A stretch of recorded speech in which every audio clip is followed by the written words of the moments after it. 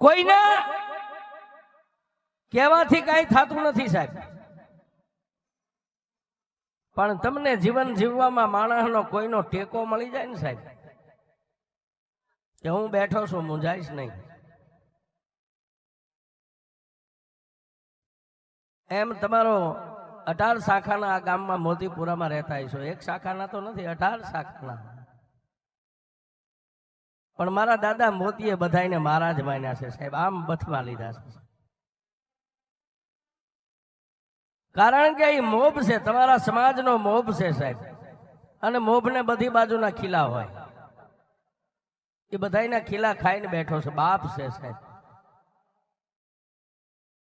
માંડ્યા વગર કોઈને મળે નહીં, ધન સોરું અને ધર્મ પછી હુનર કરો હજારી, આખર વેળાએ આડા પડે. તમારી કારીગરી હોય ને તમને એમ થાય કે આનું હમણાં હું છૂટવીને લઈ લઉં, હું મિલ માલિક બની જાઉં તો ભૂલી જાજો, એમ ન થવાય છે. પણ આ મઠમાં બેઠીને બાપની દેવી સામે તાર રાખો, અને કાં તો મારા બાપ મોતી સામે તાર રાખો ને સાહેબી, કોઈ દી ખાઠે ખોટ ન પડવા દે સાહેબ.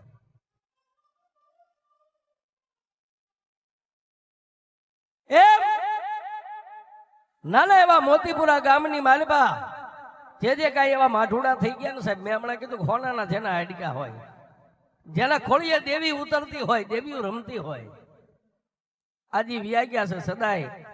દાદા આસુને આપણે વર્ષો વીતી ગયા છતાંય એને યાદ કરવા પડે. શું કામ? આ દેવીઓ એમ કે મારો હતો એના થકી હું ઉજળી હતી.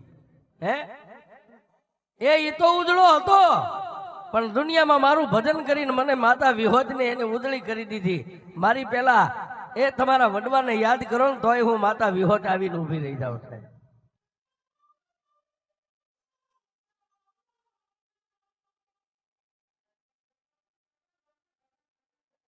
આજે આપણે વાત કરવી છે સાહેબ, એકાદો સૈકો વીતી ગયો. જદી સ્ટેટના રાજા હાલતા, દરબારી રાજા હતા, દરબારના હુકમ હાલતા હતા. તેથી તમારા ગઈઠિયા ગામડે ગામડે ચોકમાં રમત માંડે ને ખેલ, તો ગામધણી દરબારની રજા લેવી પડે. એ રજા આપે પછી ગામના ચોકમાં પગ મેકાય, નકર ન મેકાય. એ સમય હતો.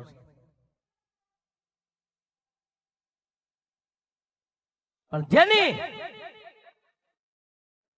માથે દુઃખના ઓળા ઉતરેલા પણ માણસ છે ને સાહેબ, બાઈ માણા ગમે એના ખોળામાં માથું નાખીને સાહેબ રોઈ કે દાઢી મૂછનો ધણી રોતાય નો રોડો લાગે. આ દાઢી મૂછનો ધણી રોવા બે તો હારો ન લાગે. બાઈ માણા